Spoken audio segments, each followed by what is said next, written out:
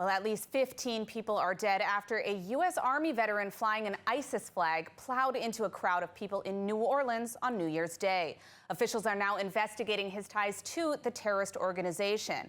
ILTV's Shosh Bedrosian is here with us in studio to discuss the details. Now, Shosh, of course, thank you for being here with us. What can you tell us about this individual who carried out this horrific attack? Yeah, so officials right now are investigating if Shamsun Din Jabbar was working with anyone or if he was working alone. President Biden did say that he did post videos on social media prior to the attack expressing some type of inspiration from ISIS. So they are looking into that, and we do have some more details on what people should know about what happened. What was supposed to be an exciting New Year's Eve celebration in the French Quarter in New Orleans turned out to be the scene of a terror attack after police say Shamsun Din Jabbar plowed a pickup truck with an ISIS flag into a crowd, killing more than 15 people and injuring dozens more, including 2 Israelis. The FBI is investigating Jabbar, who is a U.S. citizen and Army veteran who served in Afghanistan, and his possible connections to ISIS. Jabbar, who died at the scene after the ramming and after he opened fire, injuring 2 police officers on scene. Police found weapons and a potential explosive device inside of his vehicle and 2 other suspected explosive devices planted around the area. President Biden said the FBI informed him Jabbar posted videos on social media before the attack indicating he was inspired by ISIS and expressed a desire to kill. New Orleans police chief said measures were in place to protect people from a situation like this. This particular terrorist drove around onto the sidewalk and got around the hard target, where he did have a car there, we had barriers there, we had officers there, and they still got around. Now, the wedges that you see out there as well, we knew that that had malfunction problems. And I want you to understand, let's say we put the wedge up and it got stuck.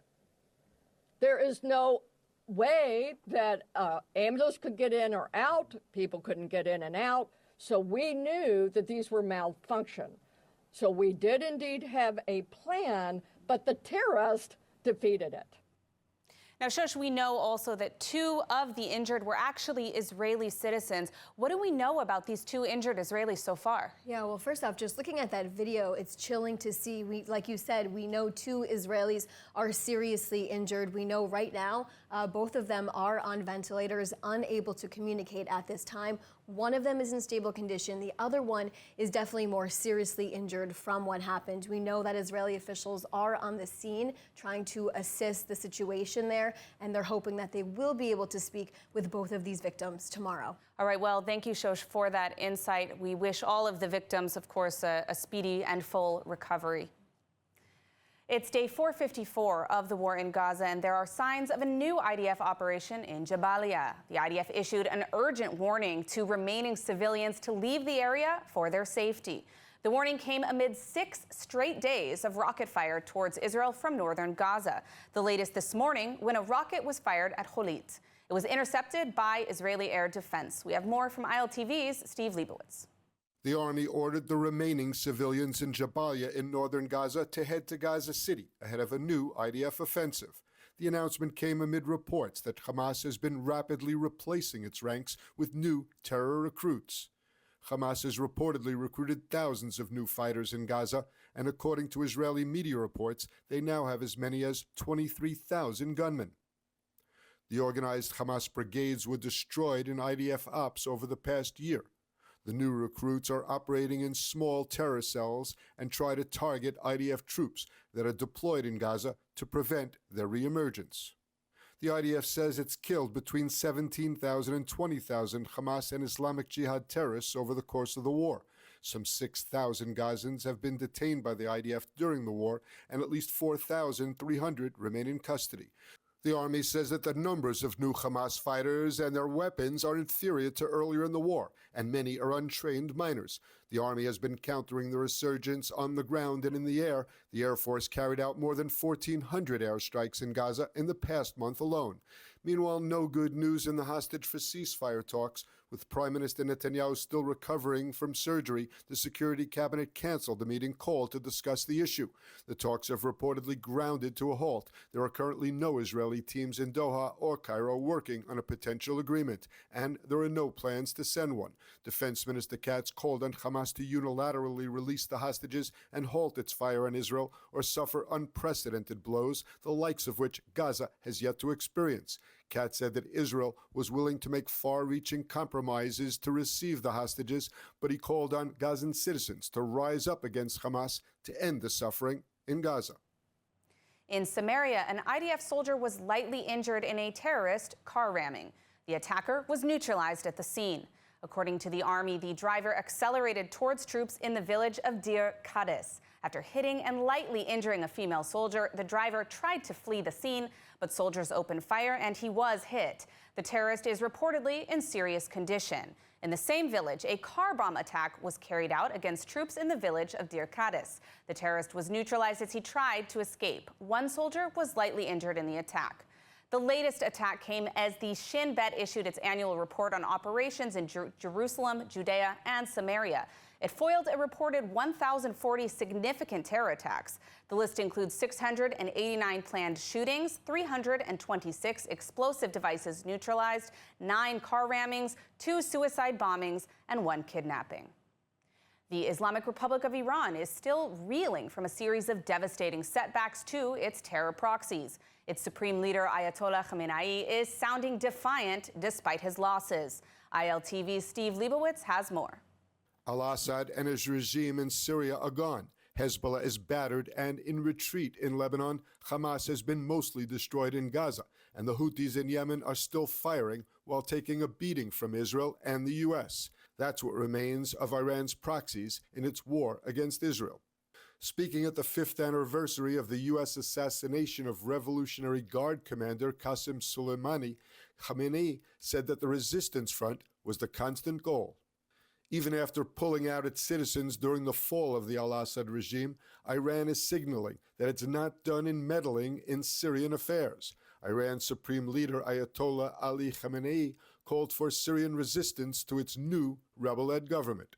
میشه سوریه، میشه هرج و مرج، میشه تصرف خاک سوریه به وسیله بیگانگان، آمریکا از یک طرف، رژیم صهیونی از یک طرف، بعضی کشورهای متعرض دیگه از یک طرف وارد میشن. البته اینا نمیتوانند بمانند. سوریه متعلق به مردم سوریه است.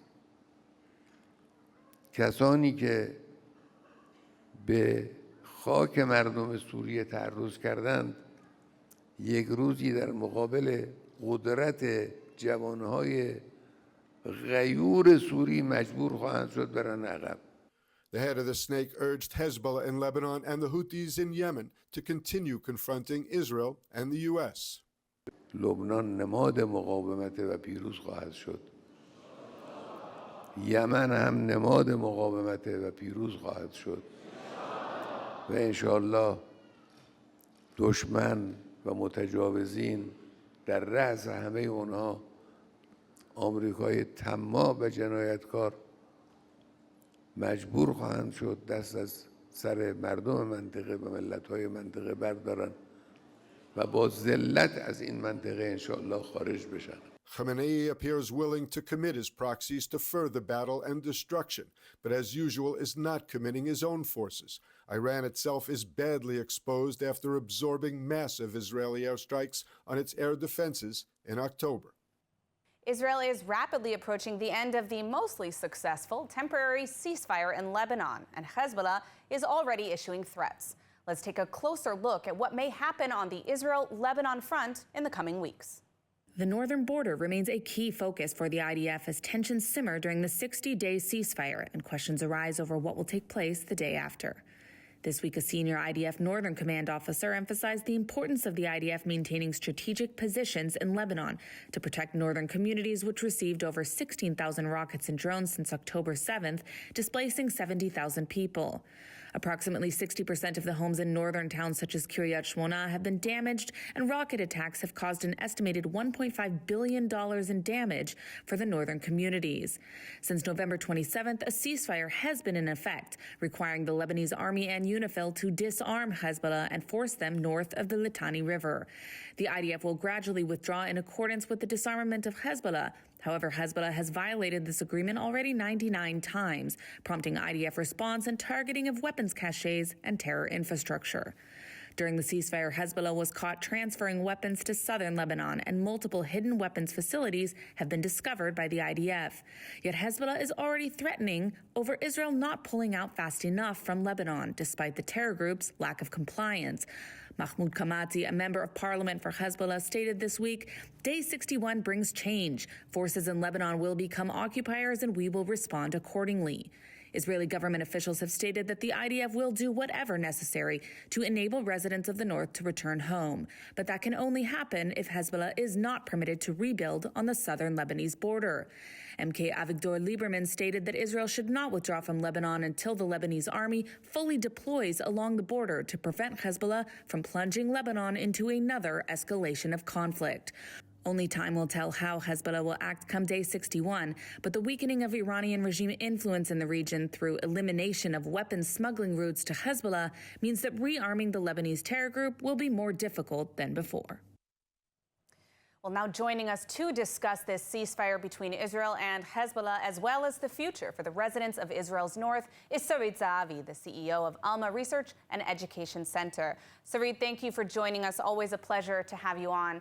To start, Alma has documented 99 violations of the current ceasefire by Hezbollah. Can you explain what some of these violations are for our viewers?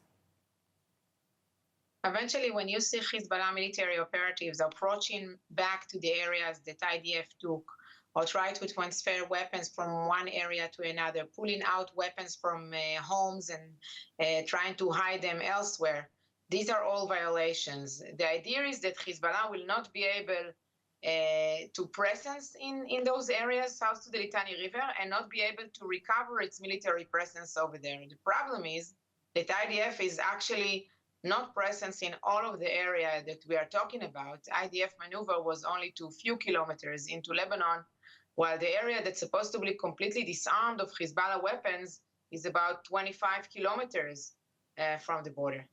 Now, when it comes to the compliance or lack thereof, is the Lebanese army doing what's necessary, and will they be able to control Hezbollah now that the Syrian smuggling routes have been cut off with the fall of Bashar al-Assad? Or do you anticipate that Israel will really have to intervene in a serious way? To tell you the truth, I think that by the expectations that were created following this ceasefire, what we wanted to see is Lebanese army disarming Hezbollah in South Lebanon, just like the IDF is doing, as I've said, in the areas where IDF is not operating. And we are not seeing that. There is no one single report of Lebanese army loading trucks of munitions of Hezbollah, launchers or rockets or whatever, and taking them out of South Lebanon. We do see very few reports of Lebanese evacuated sharp nails or some of debris of weapons from the war in those areas. We do see a little bit of reports of activity against Palestinian terrorist fractions in Lebanon, but we don't see major activity of the Lebanese army to disarm Hezbollah in South Lebanon according to the agreement. Now, is this as a result of Hezbollah's involvement in every sector of society in Lebanon, an effective colonization of Lebanon, and that is why the Lebanese army is simply unable, or are they unwilling? I think it's a combination of both, because eventually the Lebanese army and Hezbollah, in a way, they are brothers. You can have one family, one Muslim Shiite family, where one brother will go and serve in the Lebanese army, and the other one will serve or will recruit to Hezbollah.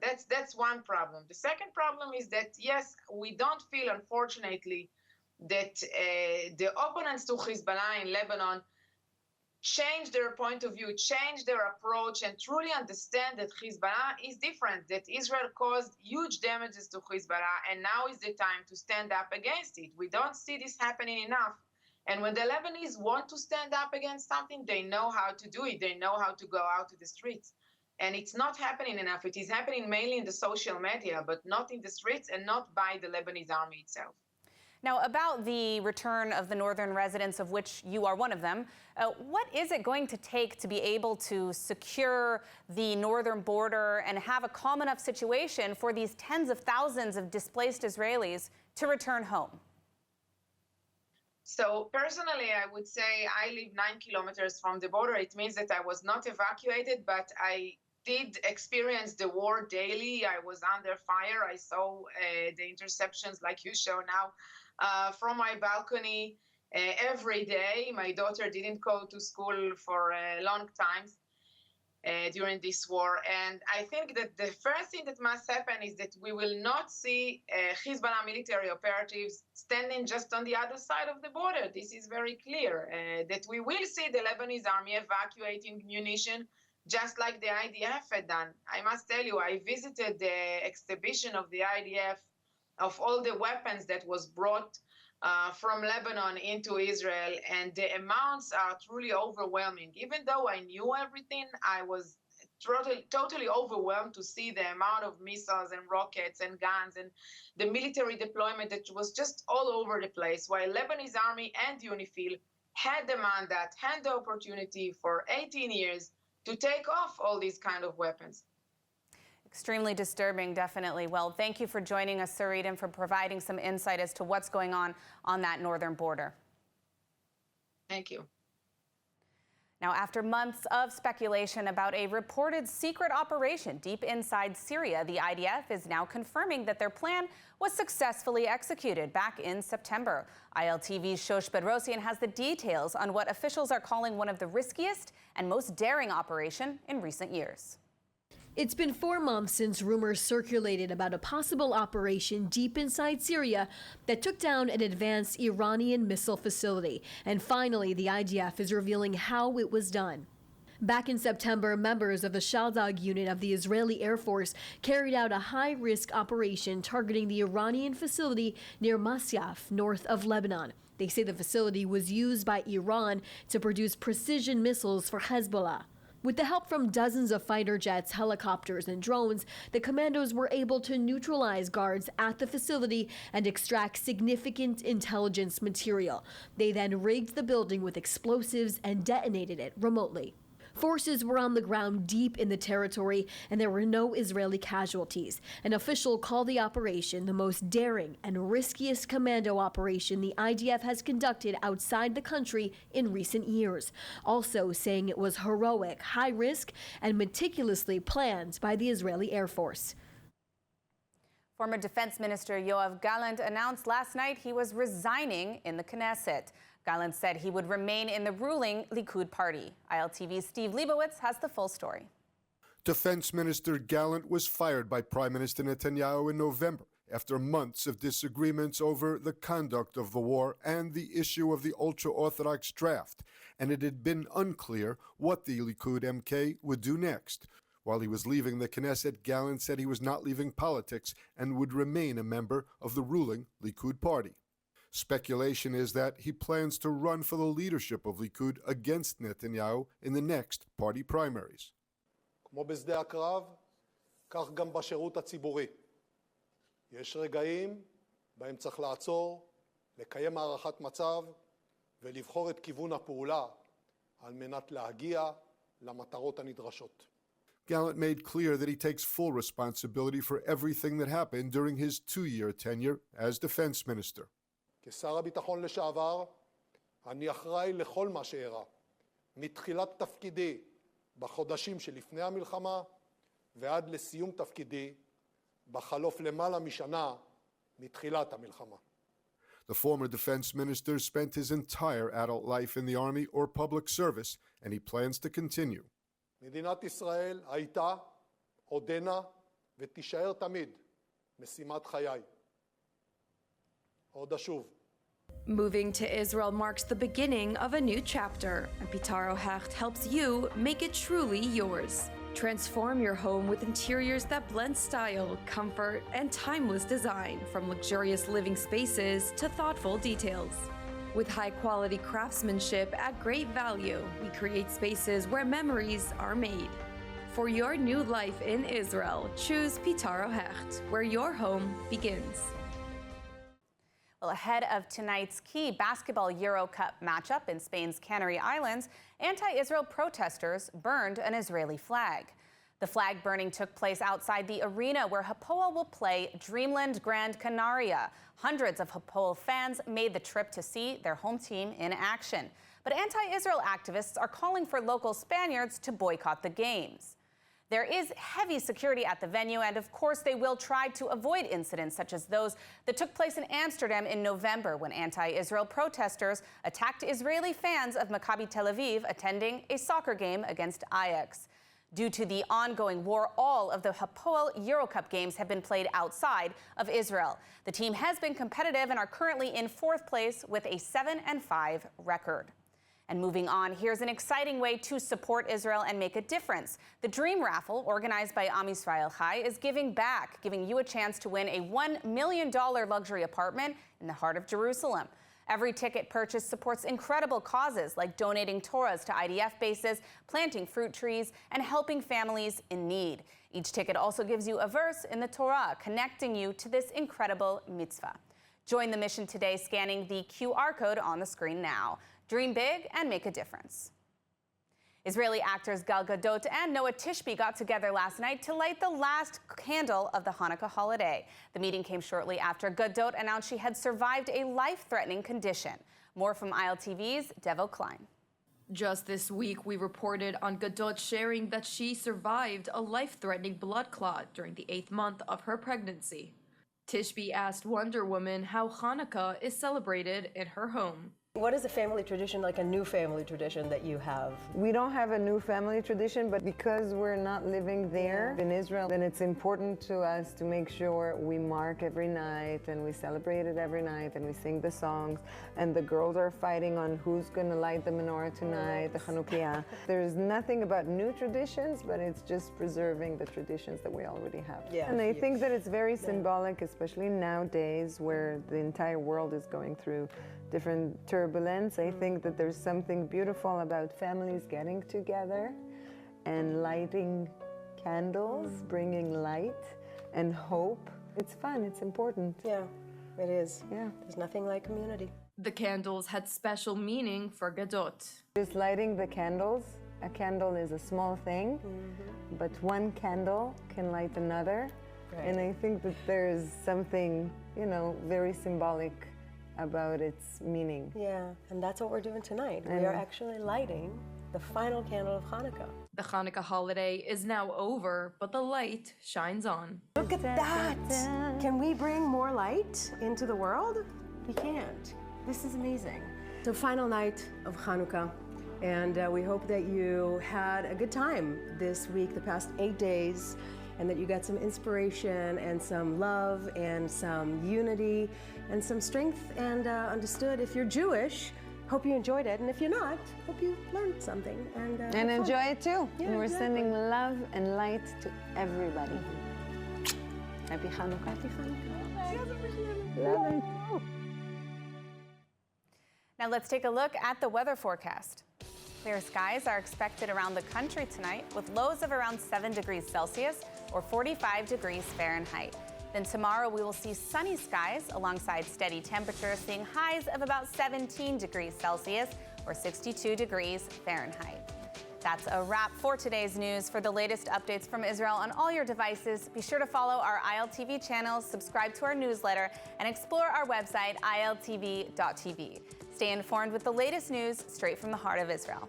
I'm Emily Schrader. Be well, and thank you for watching.